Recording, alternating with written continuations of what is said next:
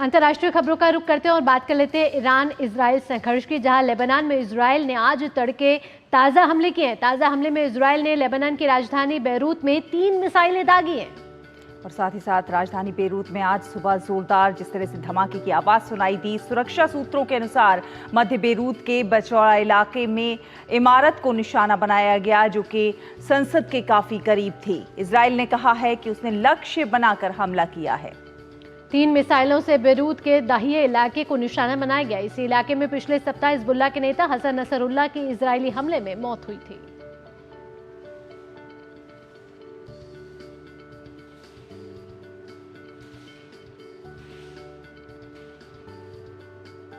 और लेबनान में हिजबुल्लाह के प्रभाव वाले दक्षिणी इलाके पर इजरायली सेना की कार्रवाई और ईरान के इजराइल पर मिसाइल हमले से पश्चिम एशिया में तनाव बढ़ गया है।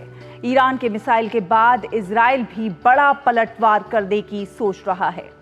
अनुमान लगाया जा रहा है कि इजराइल ईरान के परमाणु स्थलों को निशाना बना सकता है। अमेरिकी राष्ट्रपति जो बाइडेन ने प्रतिक्रिया दी है कि वे ईरान के मिसाइल हमले के जवाब में उसके परमाणु स्थलों पर किसी भी इजरायली हमले का समर्थन नहीं करेंगे और उन्होंने इजराइल के आनुपातिक रूप से कार्रवाई करने का भी आग्रह किया है। बाइडेन ने कहा है कि ईरान पर और अधिक प्रतिबंध लगाए जाएंगे और वो जल्द ही नेतन्याहू से बात करेंगे। इस बीच इजराइल के प्रधानमंत्री बेंजामिन नेतन्याहू ने लोगों को यहूदी नव वर्ष की शुभकामनाएं दी हैं और उन्होंने कहा है कि यह पूर्ण विजय का वर्ष होगा। एक्स पर एक पोस्ट में नेतन्याहू ने कहा कि यह पूरी तरह से जीत का साल होगा। इजराइल के लोगों को नया साल मुबारक।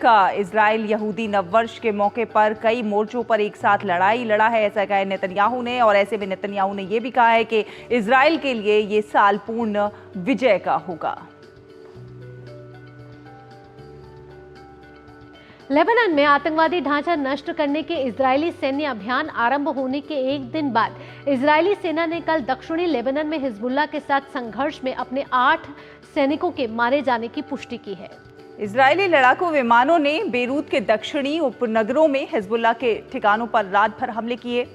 इजराइल के प्रधानमंत्री बेंजामिन नेतन्याहू ने अपने सैनिकों की मृत्यु पर संवेदना व्यक्त करते हुए कहा है कि हमें नष्ट करने के इरादे वाले ईरान के दुष्टों की धुरी के विरुद्ध कठिन युद्ध लड़ा जा रहा है। उन्होंने बंधकों की रिहाई और इजराइल की सुरक्षा सुनिश्चित करने का भी संकल्प दोहराया।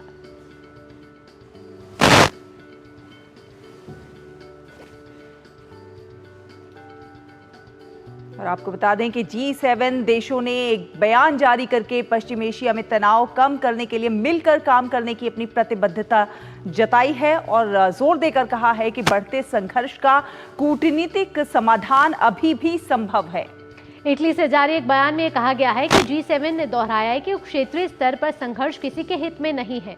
इटली के प्रधानमंत्री जॉर्जिया मेलोनी ने कहा कि वह कूटनीतिक समाधान के लिए प्रयास करता रहेगा। उन्होंने साथ ही कहा कि नेताओं के स्तर की बैठक बुलाई गई है ताकि हम पश्चिम एशिया के हालात पर चर्चा कर सके। तो G7 के देशों ने भी ईरान के हमले की निंदा की है और आपको बता दें कि इजराइल ईरान के संघर्ष में G7 देशों का ये बड़ा बयान आया है।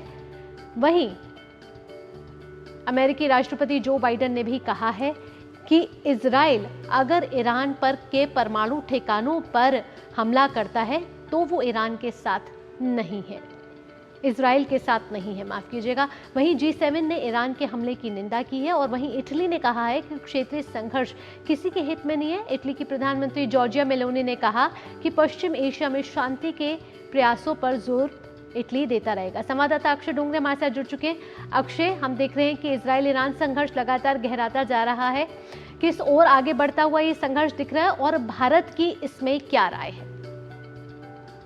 देखिए, जिस तरह से इजराइल ने हमले किए हैं लेबनान में फिर से एक बार बेरूत के अंदर, उसको देखते हुए साफ तौर पे एक चीज तो साफ हो गई है कि ईरान के जो हमले थे, जो मिसाइल अटैक्स थे, उसके बावजूद इजराइल अपना जो ऑपरेशन है जो लेबनान के अंदर चल रहा है उसको नहीं रोकेगा। लेकिन जिस तरह से ईरान ने मिसाइल अटैक्स की, कहीं ना कहीं उन्होंने अपनी जो देश की जनता है उनको थोड़ा सेटिस्फाई कर दिया है कुछ समय के लिए।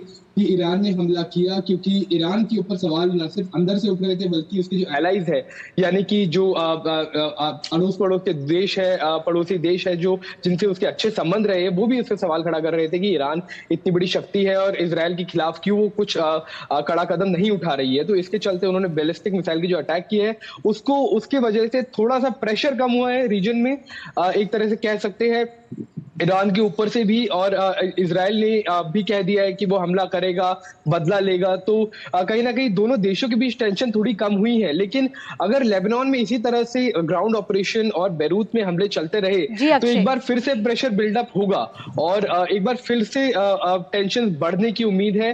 और जिस तरह से अमेरिका ने कहा है कि वो साथ नहीं देगा अगर न्यूक्लियर ठिकानों पर हमले किए गए, तो ये काफी अच्छा एक बयान अमेरिका की तरफ से दिया गया है। क्योंकि अगर अमेरिका अपनी बैकिंग इजराइल से हटा लेता है तो काफी ज्यादा प्रेशराइज इजराइल को किया जा सकता है। ये अमेरिका बात जानता है और एक रीजनल एस्केलेशन और ज्यादा ना हो, इसके लिए जरूरी है कि इजराइल अपने हमले ईरान के ऊपर ना बढ़ाए और खासतौर पर न्यूक्लियर जो साइट्स है उन पर हमले ना करे।